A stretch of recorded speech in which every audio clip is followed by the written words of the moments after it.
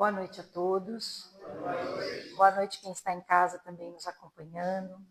Agradecendo a presença de todos vocês que estão aqui presencialmente conosco na Semana do Caminho de 2025.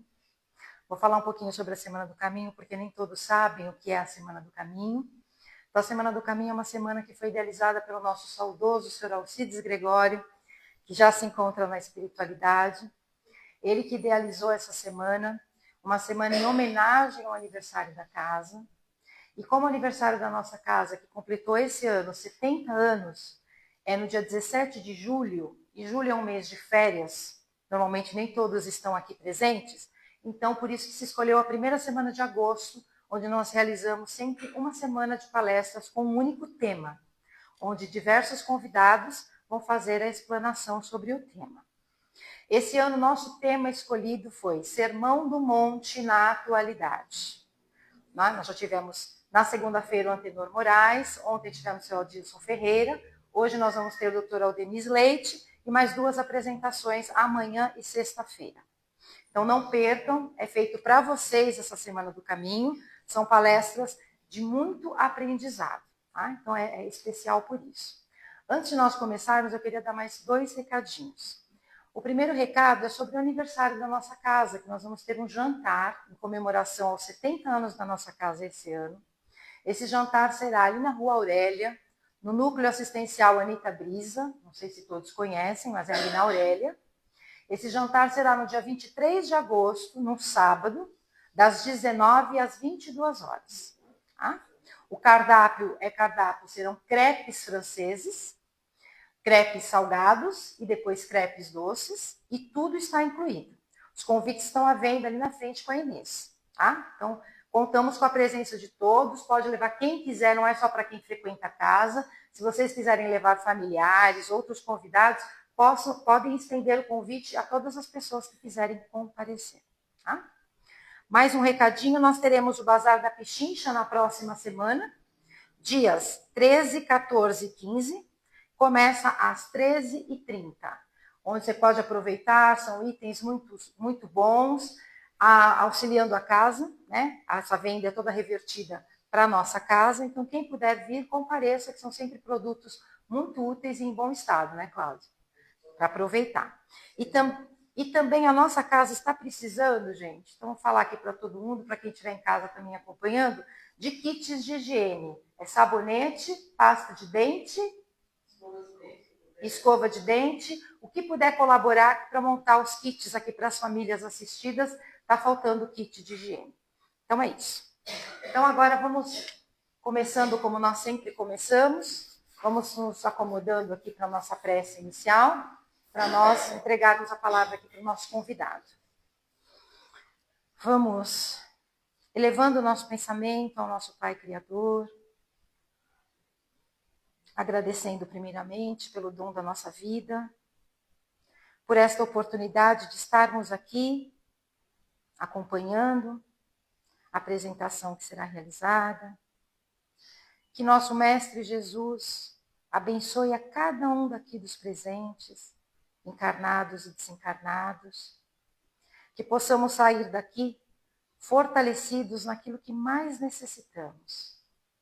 E que Jesus abençoe imensamente a todos nós, nos nossos melhores propósitos, para que nós possamos alcançá-los de acordo com a nossa vontade e dê muita força e coragem. Vamos pedindo também ao nosso Mestre Jesus que envolva o Dr. Aldenis Leite, que trará hoje a apresentação desta noite, muita luz, para que ele possa apresentar aquilo que cada um de nós aqui precisa escutar nesta noite. Jesus, permaneça conosco agora e sempre. Que assim seja. Graças a Deus e graças ao nosso Mestre Jesus. Então, antes de entregar a palavra para o Dr. Aldenis Leite, vou só fazer uma breve apresentação dele para quem não conhece. O Dr. Aldenis é psiquiatra, ele tem um programa na rádio Boa Nova e na TV Mundo Maior, que se chama Jesus e o Logos. Ele vai falar um pouquinho sobre isso para vocês agora no começo. Dr. Aldenis, por favor, fique à vontade.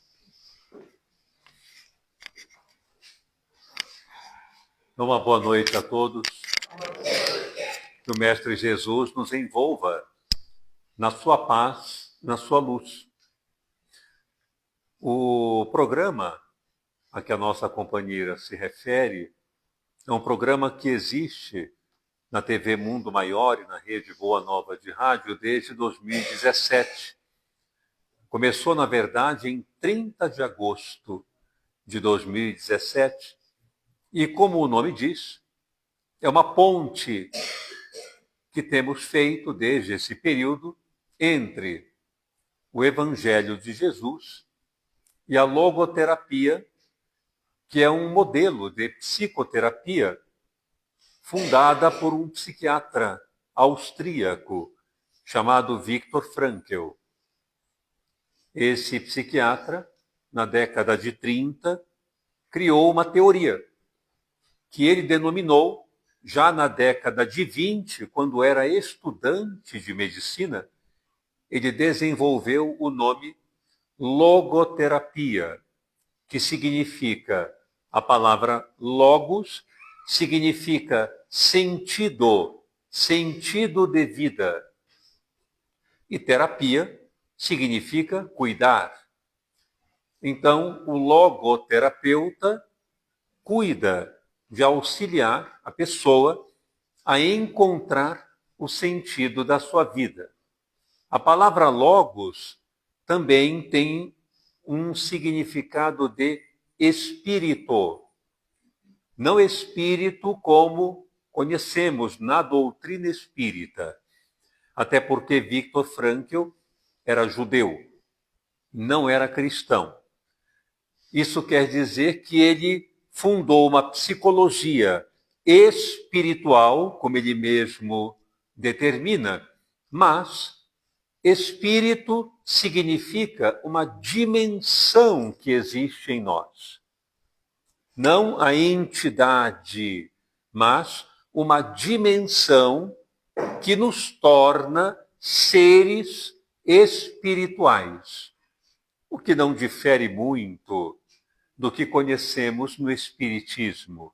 Ele mesmo diz: o ser humano é, por excelência, pessoa espiritual.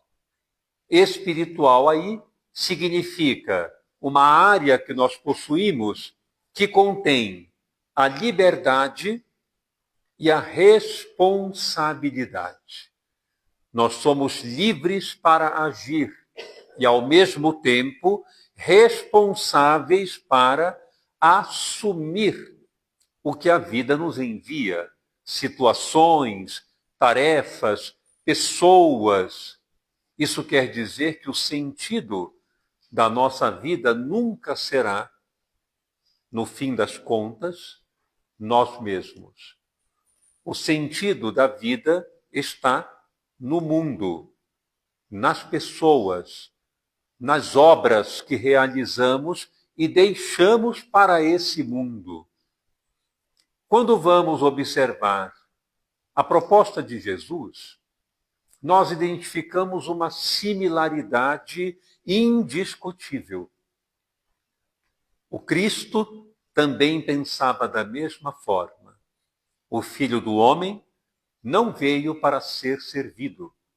Ele veio para servir, disse ele. Ora, significa que nós não estamos no mundo para sermos agraciados com plumas, sossegos, tranquilidades. Nós estamos aqui porque a vida é uma incumbência, é uma tarefa que precisamos executar. E toda tarefa tem seus percalços, suas dificuldades, suas limitações, seus arrependimentos, erros e acertos. A vida é uma tarefa aguardando ser concluída. Então é claro que, no meio dessa tarefa, o sofrimento está presente. A temporalidade, a finitude neste corpo também está presente. Nós temos que lidar com isso. Então, quando estudamos Jesus, e estudamos a logoterapia, há uma convergência muito clara desses pensamentos. E como o tema é o Sermão do Monte, a nossa proposta aqui é analisar pedaços, claro, em função do nosso tempo, pedaços do Sermão do Monte, sob a ótica da logoterapia. Essa é a nossa proposta. E nós podemos começar trazendo o seguinte cenário. Se nós pararmos para examinar com cuidado o que acontece na natureza, nós vamos perceber que a natureza é toda entrega e doação. O protótipo da vida, como a natureza nos mostra, o protótipo da vida é o deslocamento de alguém, de um ser, para o mundo, para as pessoas, para o ambiente. Quando um viajante, passando por uma estrada, encontra uma árvore, por exemplo, uma macieira, ele se depara com aquela macieira maravilhosa e está faminto. Então ele retira a maçã e come. E a árvore não se queixa. Ela simplesmente dá. E mais, a árvore não consome seus próprios frutos. Ela somente distribui. Quando alguém passa perto de um riacho límpido e está com sede, pega o seu cântaro, coloca na água para beber, o rio não reclama. Ele simplesmente continua passando, permitindo que todos se sirvam dele. E mais, o rio não bebe a sua própria água. Tudo na vida é entrega, é doação. Quando o vento sopra e nos refresca, este mesmo vento não se beneficia do seu frescor. Quando a árvore emite uma sombra para nós nos acomodarmos, ela não utiliza, não se debruça nesta sombra, ela somente dá. E quando alguém senta, ela acolhe. Então, se tudo na vida é doação, a chuva, o sol, a brisa, tudo representa doação. É como se fosse, então, como entendemos, Deus distribuindo, como disse Jesus no próprio Sermão do Monte. Sede perfeitos, como perfeito é o Pai que está nos céus, que faz lançar seu sol sobre bons e maus, e faz cair a chuva sobre justos e injustos. Vejam que beleza isso. Doação total, sem distinção. Não há nenhum tipo de restrição na entrega divina. Todos os seres humanos se beneficiam do que há na natureza, tanto aqueles que são perversos quanto aqueles que são santos. E dentre esses, os habitantes em geral, cada um na sua gradação. O que quer dizer ser perfeito? Essa frase sempre me impactou, porque nós aprendemos na doutrina espírita que a criatura humana nunca poderá ser perfeita como o seu Criador. E de fato não pode. Sempre haverá um abismo entre nós, criaturas, e o Criador. Sempre haverá. Porém, Jesus disse: sede perfeitos, como perfeito é o Pai Celestial. Ora, parece estranho. Isso sempre me impactou. Mas se nós não podemos ser como Deus, porque se fôssemos exatamente como Ele, onde estaria o distanciamento necessário da inteligência universal em relação às inteligências que foram criadas? Não haveria mais, não pode. Tem que haver um abismo, tem que haver uma separação. Mas o Cristo diz que nós devemos ser perfeitos como Ele. O que significa esta palavra perfeito? Doação. Ou seja, vamos entender esta palavra. O prefixo per quer dizer totalidade. Por exemplo, João percorreu a fazenda. O que a gente entende com isso? Ele deu uma volta inteira na fazenda. Não é? Aquela vida perdurou longamente. Significa o quê? Que ela teve uma extensão enorme, fora do comum. Então, significa totalidade, amplitude, né? Abarca tudo. Feito ou feição significa aquele que se dirige, aquele que se entrega, aquele para o qual é feito ali, para aquele lugar, para aquele setor. Então eu sou perfeito, isto é, eu entro em totalidade dando o melhor de mim, sem julgar, sem criticar. Ser perfeito. Isso nós podemos. Isso dá para fazer. Né? Nós percebemos, por exemplo, chegando alguém que cometeu um crime, por exemplo. Nós podemos receber esta pessoa com gentileza, com educação. Nós podemos. Assim como recebemos aquele que nos agrada, que nos inspira, aquele em relação ao qual nós nos curvamos. Mas o facínora, o criminoso, também pode ser recebido assim.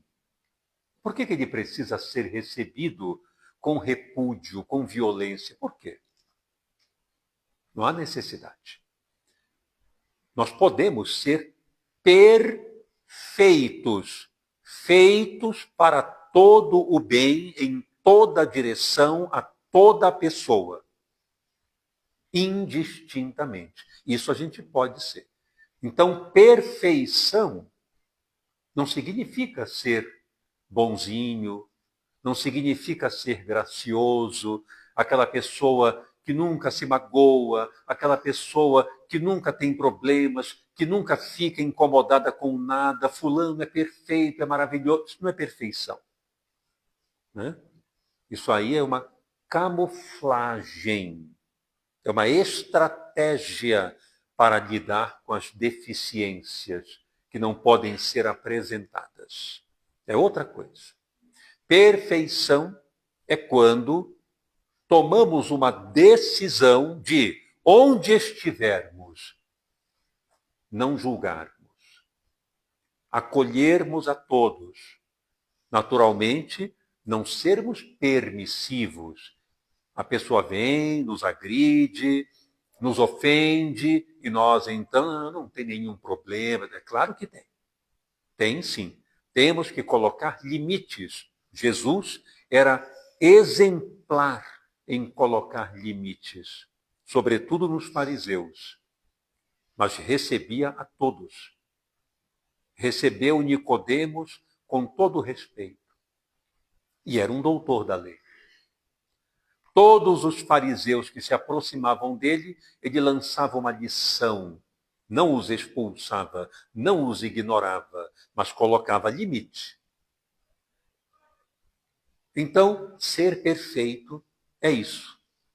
Observem que todo o Sermão do Monte, todo, é um convite para que saiamos de nós na direção do bem comum, para deixar uma obra, para deixar ali a afetividade, a atenção, o carinho. Vejam, por exemplo, logo o começo, as bem-aventuranças. Dá uma passada assim, muito rápida em alguns pontos mais importantes. As bem-aventuranças, né? É o resumo da felicidade. É sensacional isso. Vejam, bem-aventurados os pobres de espírito, porque deles é o reino dos céus. Bem-aventurados os que choram, serão consolados. Bem-aventurados os mansos e os pacíficos. Bem-aventurados aqueles que têm fome e sede de justiça, serão saciados. E assim por diante. Bem-aventurado é, feliz é a mesma coisa. Então, bem-aventurado, feliz é aquele que ama, é pacífico, é manso, é compreensivo, quer justiça. Sempre há um motivo para ser feliz. Então, Jesus apresenta na frente o resultado, felicidade, e depois coloca a condição para ser feliz. Temos que ser pobres de espírito. O que significa isso? Abertos ao mundo. A pessoa que é rica de espírito é aquela que está abarrotada dos próprios conceitos, das próprias opiniões. Ninguém coloca nada de novo nela porque ela não deixa, ela sabe tudo, ela conhece tudo e todos têm que aprender com ela.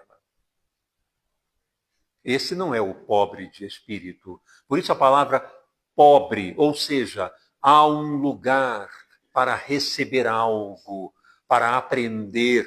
Então é aquele que vai na direção do mundo sem soberba, sem vaidade. Ele serve e, ao mesmo tempo, compreende suas próprias limitações, mas sabe também dos seus potenciais, do quanto ele pode contribuir. É o pobre de espírito, é o aberto ao mundo para se conectar, interagir, ser companheiro, é o pobre de espírito. Da mesma forma, aqueles que choram é a representação do sofrimento.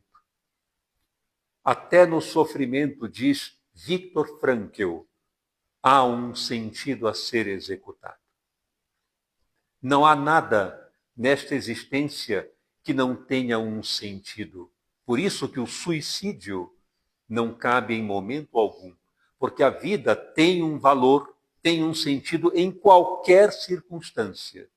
Às vezes a gente está andando na rua, olha uma pessoa encostada numa parede ali, totalmente imunda, praticamente com andrajos, e nós dizemos, meu Deus, que vida é essa? Como pode? O que está fazendo da vida? É um equívoco.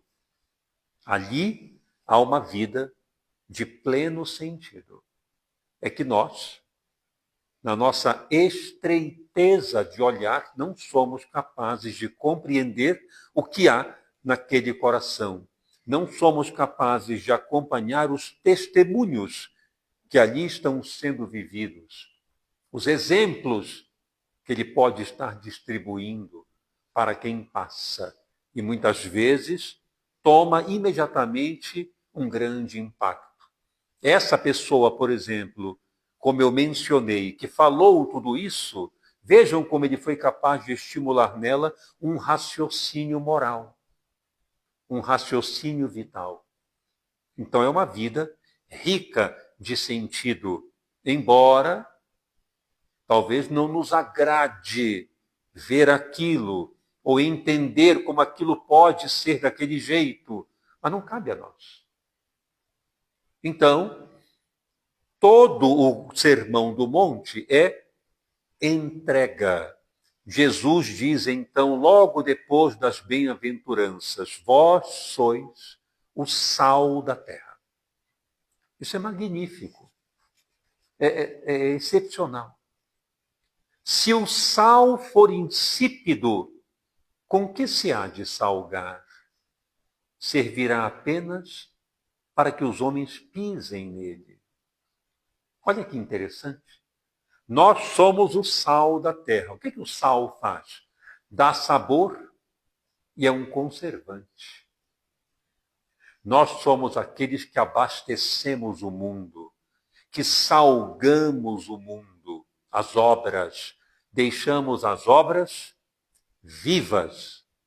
Deixamos as obras como oferta. Elas não apodrecem, porque nós somos o sal que conserva. Se o sal for insípido, se não tiver sabor, não tiver graça, como é que ele vai trabalhar? É um alerta para nós. Quantos de nós levam uma vida insípida?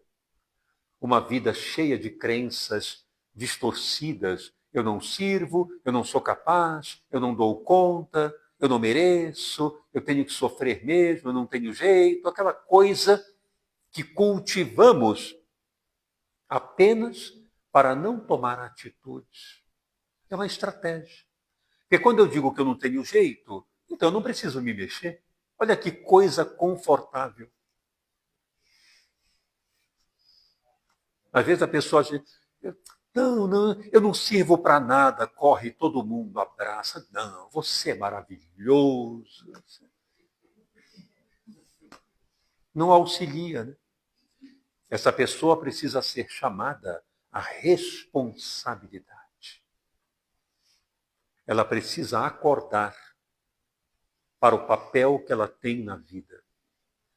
Viktor Frankl, que foi judeu, sobreviveu a 4 campos de concentração nazistas. Ele foi preso em 1942 e levado para vários campos de concentração. Um deles, Auschwitz, que era um campo de extermínio, que eu mesmo tive a oportunidade de visitar em 2018. E, no meio daquela barbárie, durante 3 anos, porque a guerra se encerrou em meados de 45, quando ele foi libertado, ele pesava aproximadamente 38 a 40 quilos, tamanho a inanição. Porque a fome, o abandono, a miséria é que matavam ali. Então, no meio daquela situação, conta ele no seu livro Em Busca de Sentido, que eu recomendo que leiam. Ele escreveu esse livro em 9 dias, quando voltou da guerra. Esse livro apresenta a experimentação dele, não os horrores, não. É um livro de natureza psicológica. Então ele conta a psicologia no interior dos campos de concentração. O que acontecia na alma das pessoas? Então é um livro fantástico. E nesse livro ele conta que certo dia ele estava sentado no seu barracão, fraco, quando chegou um casal, um homem, uma mulher, se aproximaram dele e disseram assim: nós vamos cometer o suicídio. Não aguentamos mais tudo isto que está ocorrendo. Tanta morte, tanta violência. E como é que eles se matavam? Eles corriam para o fio de alta tensão que era a cerca elétrica do campo de concentração. Eles se agarravam ali e morriam eletrocutados instantaneamente. Era uma forma rápida. Ele então, conversando com aquelas pessoas, elas lhe disseram, porque veja, o que é que nós ainda podemos esperar da vida nessa situação? Ele então teve um insight e disse para elas, talvez essa não seja a pergunta correta. Talvez a pergunta correta seja, o que a vida ainda espera que vocês façam?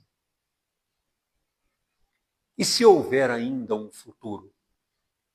E se houver ainda uma chance? Quem diz declaradamente que não sairemos vivos daqui? E se sairmos vivos, o que ainda temos por fazer? É isso que a vida está perguntando, não o que vocês estão perguntando para a vida. E isso é verdade, porque não somos nós que perguntamos. Nós aqui neste mundo, nós somos os que respondem. É a vida que pergunta. É a vida que lança questionamentos. De que forma? Vou dar um exemplo clássico que está diante de vocês. Alguém aqui foi inventado por mim? Acho que não. Eu não criei aqui ninguém. Porém, eu estou aqui. Por quê? Porque eu recebi um chamado, uma pergunta. O chamado é a pergunta, é a convocação. Então não sou eu que invento a convocação. Ela já existe antes de mim. Ela me aguarda. Então a vida pergunta e nós respondemos. Quando percebemos o Evangelho de Jesus, o Cristo diz a mesma coisa com outras palavras. Que nós somos livres e, ao mesmo tempo, somos aqueles que decidem, que escolhem como nós seremos diante das situações. Não existe situação que nos determine, que nos comande. Aquela velha frase, né? Eu não tive escolha. Isso é uma ilusão. Sempre temos como nos posicionar moralmente diante de uma situação qualquer. Até mesmo, se necessário, nos opondo a ela vigorosamente, custe o que custar. Nós podemos fazer isso, sim.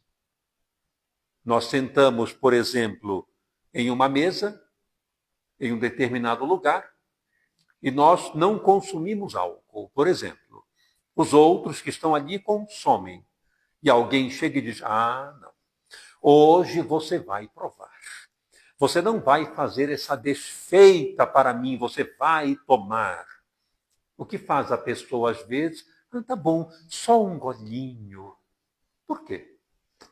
Por que ela não pode dizer, não, eu estou aqui porque você é importante para mim, não para eu beber. Se for para eu beber, eu me desloco daqui.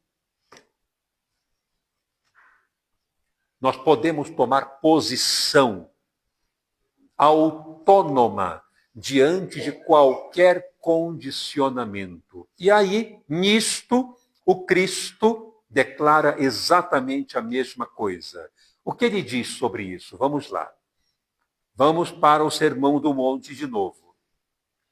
Tendes ouvido o que foi dito. Essa parte é sensacional. Olho por olho, dente por dente. Eu, porém, vos digo, olha só, eu, porém, vos digo, vamos por uma outra rota, então. Não resistais ao mal que vos queiram fazer. O que é o olho por olho, dente por dente? O que é? O olho por olho, o dente por dente, é o protótipo da escravidão. É o protótipo da escravidão. Por exemplo, eu estou conversando com uma pessoa, a conversa fica acalorada e ela, de repente, me dá uma bofetada. Eu fico irado e devolvo o golpe na mesma proporção.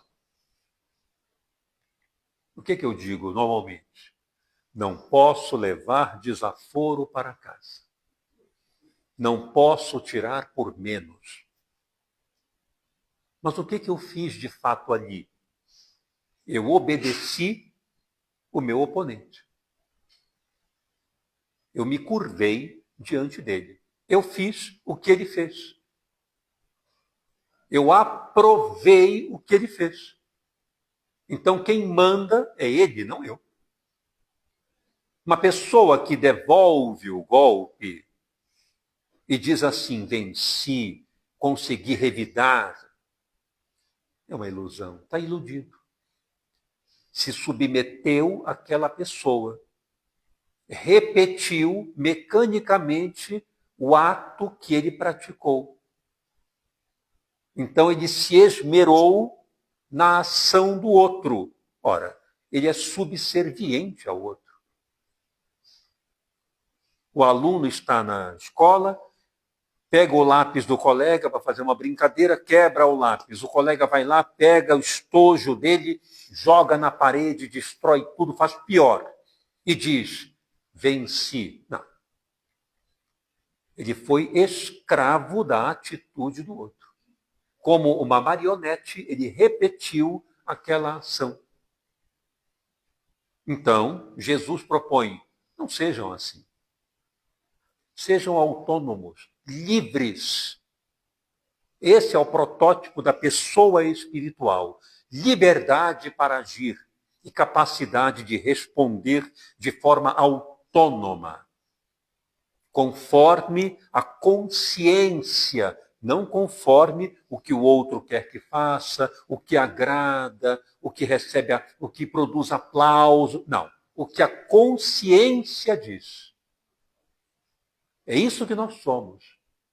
Se é o que a consciência diz, eu não posso fazer a mesma coisa que o outro fez e que eu não gostei, porque senão eu sou subserviente a ele. E Jesus então propõe, quando alguém vos bater na face direita, oferecei a outra. E isso até hoje gera um comichão nas pessoas. Não é? Porque assim, a gente conversando, a pessoa diz, como que eu vou dar a minha cara a tapas? Nunca! Mas o sentido não é esse. Vamos lá, é uma metáfora. Né? Quando alguém vos bater numa face, oferecei a outra.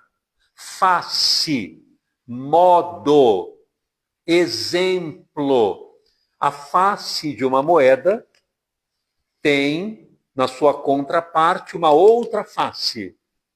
Então eu mostro uma face e depois mostro a outra face, o outro modo, o outro lado. É esse o sentido.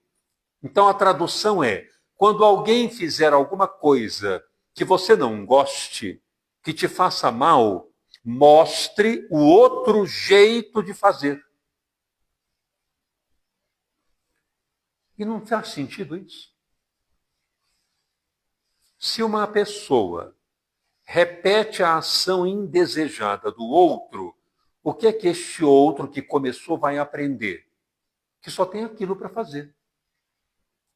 Eu sempre digo isso dando um exemplo bem típico. Vocês vão se lembrar com certeza. Pensem numa criança de colo.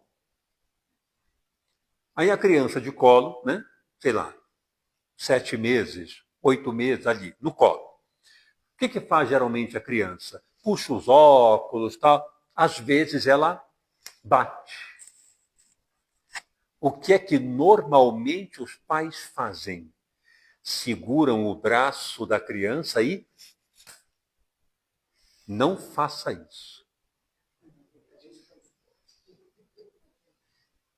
Quando a criança for novamente para o colo, o que vai acontecer? Ela vai bater. Por quê? Porque na hora que ela bateu, ela também recebeu.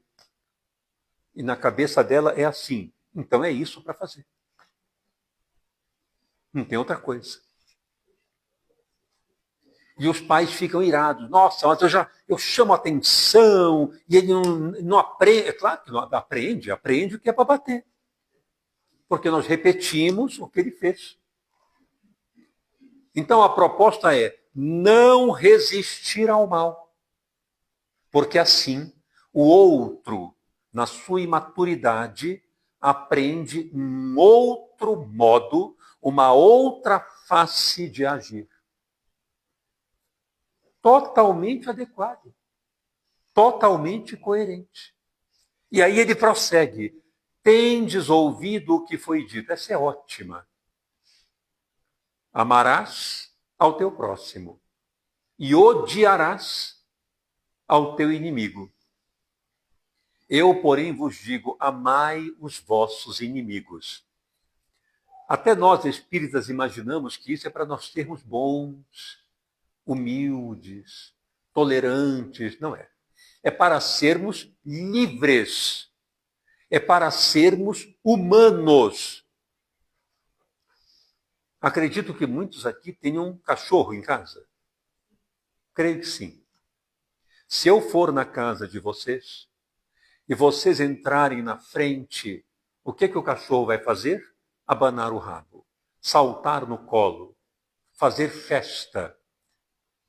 Quando ele me vir, o que ele vai fazer? Latir.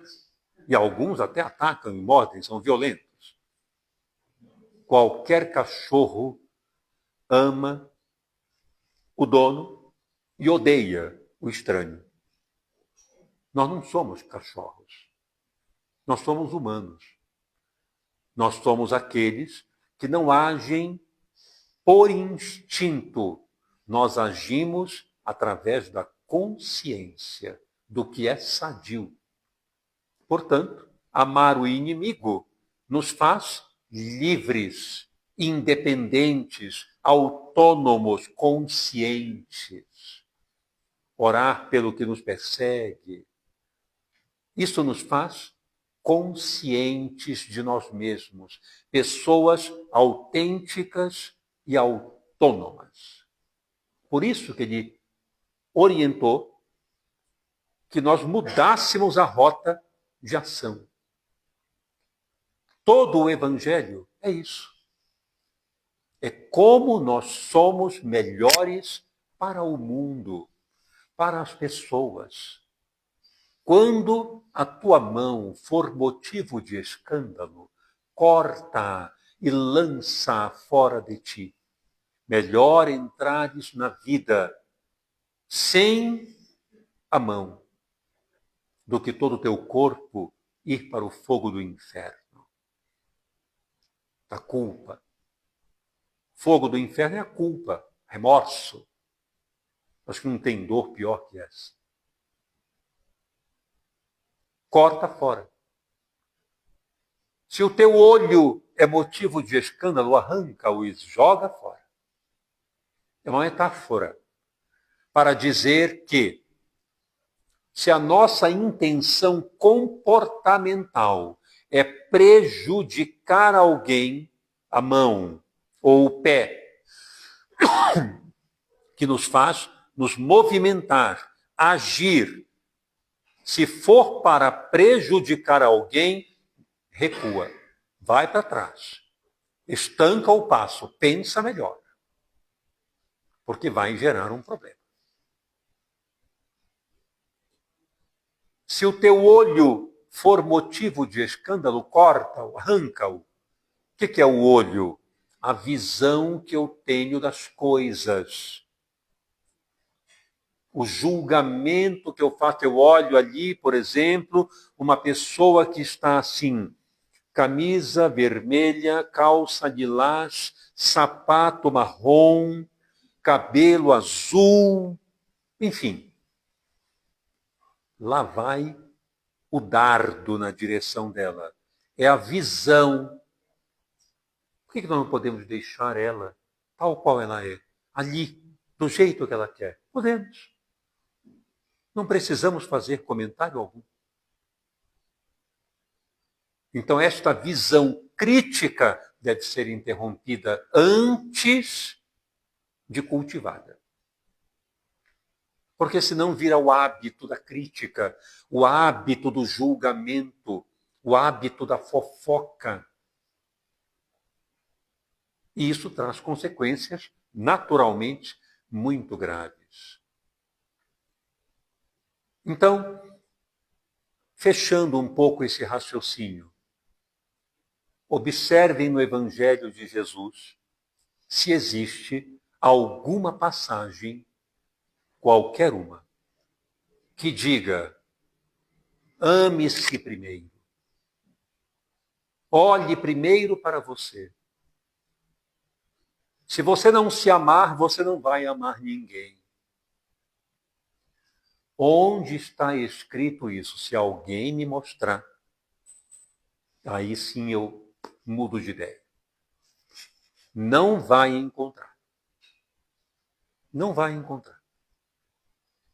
Amar o próximo como a si mesmo não significa amar o próximo como eu amo a mim mesmo. Não é isso.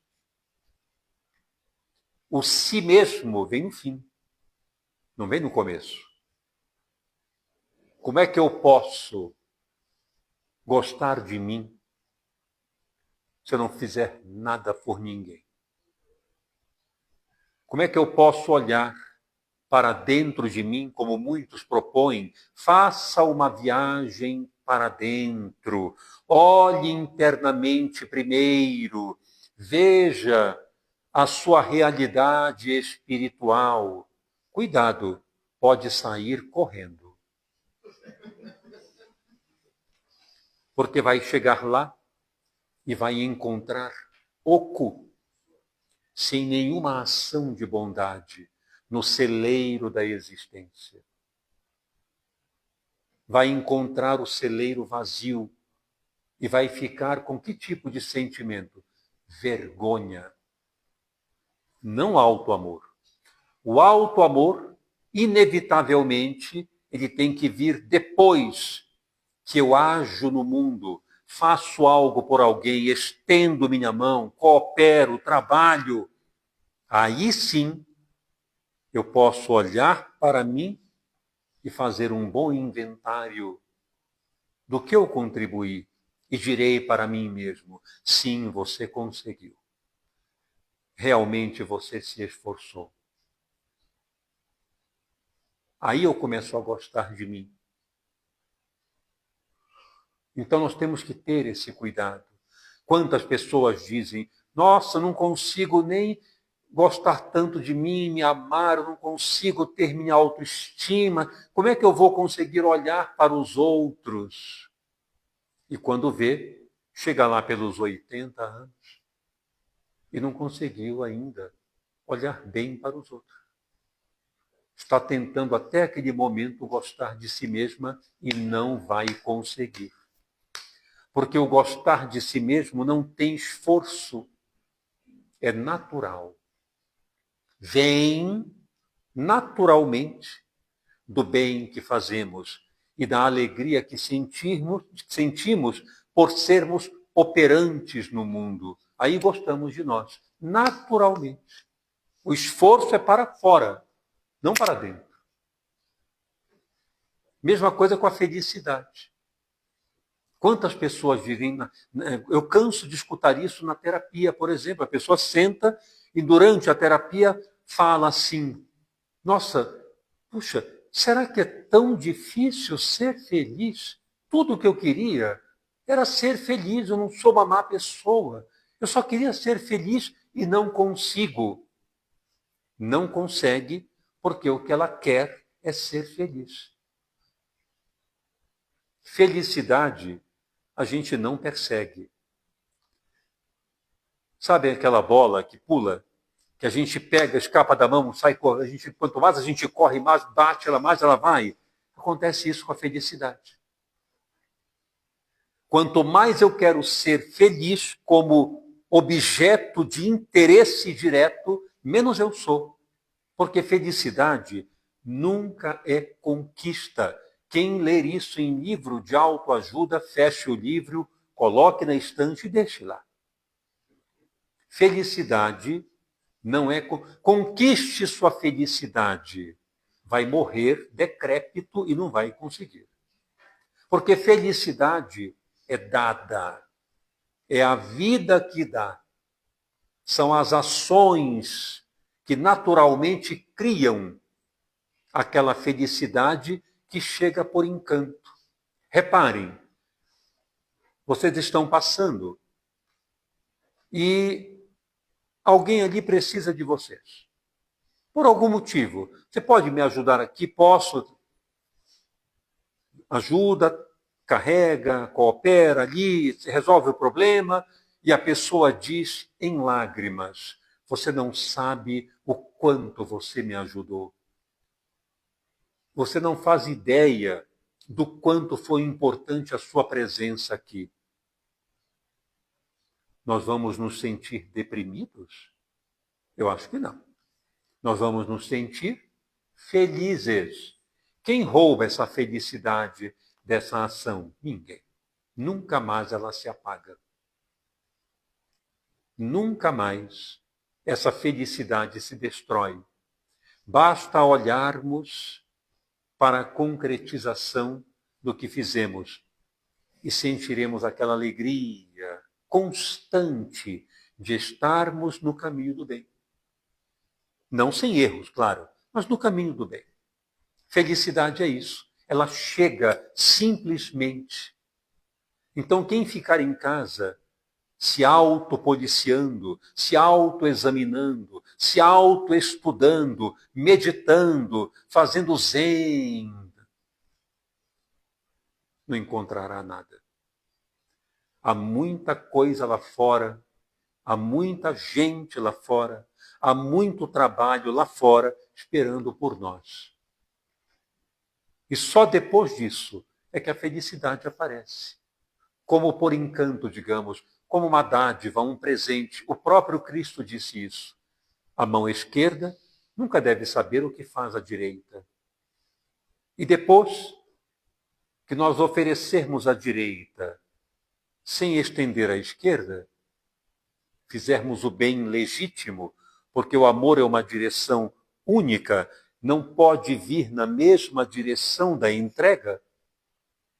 Quando fizermos isso, diz o Cristo, o Pai, que tudo vê em secreto, vos dará a recompensa. A recompensa é a felicidade. Vos dará. Não é para ser perseguido.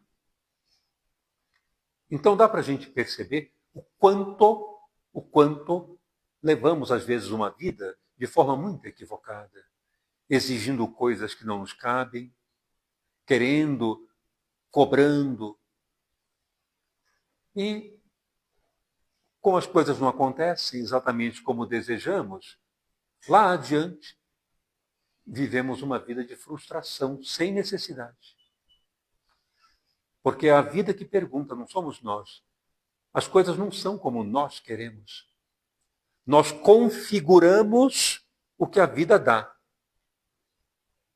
Assim como faz o artista.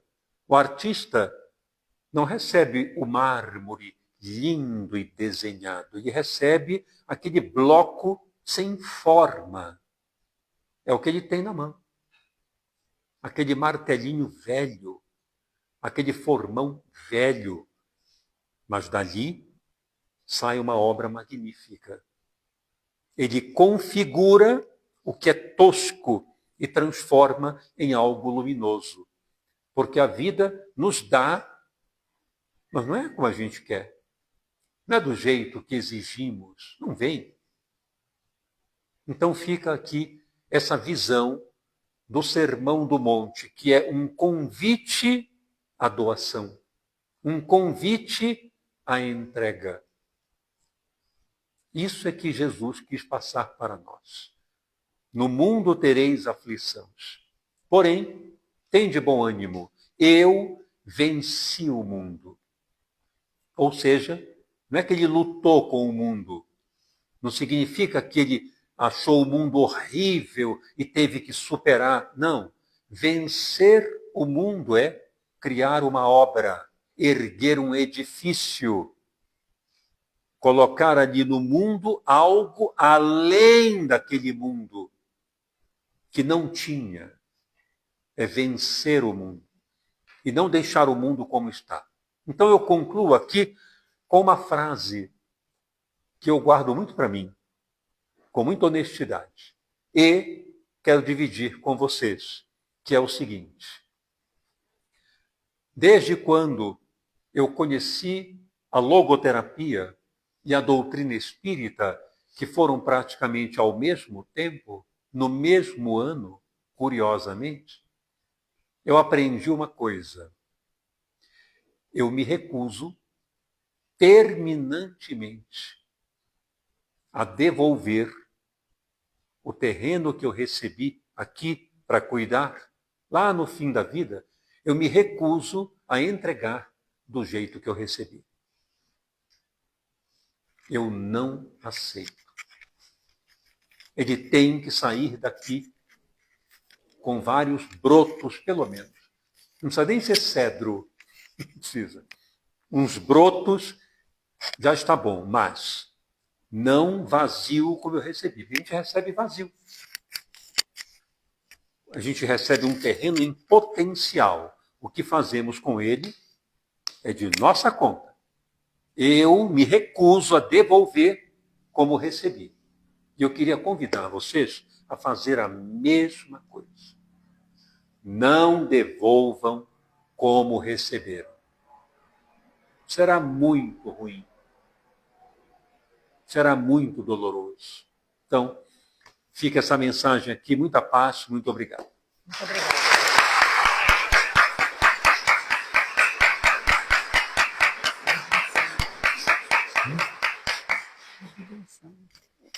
Ah, sim, verdade. Vai fazer? Então vamos lá. Ela me lembrou. Vamos lá, por favor. Eu tinha esquecido, é verdade. Nós vamos então agora fazer aqui esse encerramento com uma vibração que nos foi solicitada. E eu convido então para que fechemos os olhos a título de concentração. E vamos elevar o pensamento a Deus nesse momento. E antes de tudo, agradecer a oportunidade que Ele nos dá de nos reunirmos aqui como uma grande família, encarnados e desencarnados. Agradecer pelas bênçãos da vida.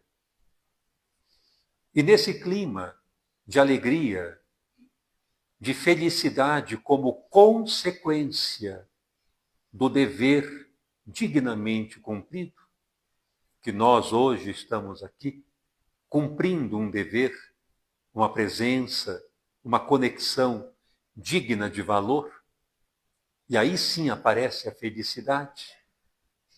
Nós vamos destinar esta alegria que sentimos em termos de vibrações, como uma fonte na direção de todo o planeta, envolvendo todos os povos, todas as nações, direcionando bênçãos de luz e de paz a todos os locais tão necessitados hoje, que ainda distribuem a violência, o abandono, a descrença, a miséria a tantos desfavorecidos. Que as bênçãos de Deus iluminem as mentes dos governantes e do próprio povo, para que haja harmonia, respeito, tolerância uns com os outros. Nós também vibramos pelo nosso país em particular, pelos nossos governantes, por todos aqueles que hoje detêm o poder.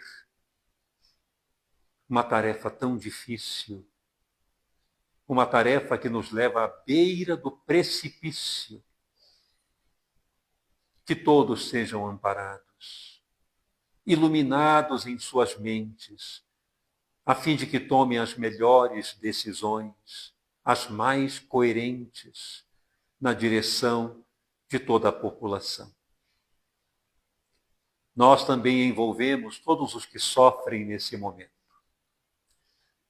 Nós vamos nos dirigir com o pensamento a todos os hospitais, prontos socorros, cadeias públicas, creches, orfanatos, asilos. Vibrar também por aqueles que transitam tão desorientados pelas ruas, pelos becos, envolvidos no crime, no vício, tão desapropriados de si mesmos. Que Deus, na sua infinita misericórdia, socorra essas criaturas muito necessitadas. Abençoamos também nesse momento, em vibrações amorosas, todas as famílias, todos os lares, cada membro familiar. E envolvemos todos os setores neste mundo que trabalham nesse período de transição planetária para o engrandecimento do mundo, todos esses setores importantes de atuação, a ciência, a cultura, a arte, a política, a religião, todos esses tarefeiros destinados a esse mistério, todos possam dar o melhor de si, todos possam esforçar-se ao máximo para que o mundo se torne um ambiente de regeneração e de mais harmonia. E por fim, nós vibramos agora aqui uns pelos outros, recordando de que todos nós temos um papel fundamental no mundo. Todos nós temos responsabilidade no chão em que pisamos. Então nós te pedimos, Senhor, coloca em nossas mentes esse reconhecimento. Infunde-nos esse alerta constante de que não podemos mais tombar pelo caminho nos mesmos equívocos de ontem. Ajuda-nos a trabalhar constantemente em nome do bem. E que haja paz, luz e entendimento em todos nós. Que assim seja. Que assim seja. Graças a Deus. Quero agradecer, doutora Aldenise, em nome da casa, pela sua participação. Enriqueceu muito a nossa Semana do Caminho. Lembrar a todos que nós teremos ainda amanhã e sexta-feira as palestras ainda transmitidas de forma virtual. Então, podem acompanhar lá pelo Facebook às 20 horas. E eu quero lembrar a todos que o doutor Denis trouxe alguns livros dele, estão à venda ali fora, na recepção. Assim que vocês saírem, ele também autografará os livros daqueles que desejarem adquiri-los, tá bom? Agora vocês podem aguardar que a gente vai começar os passes. Muito obrigada.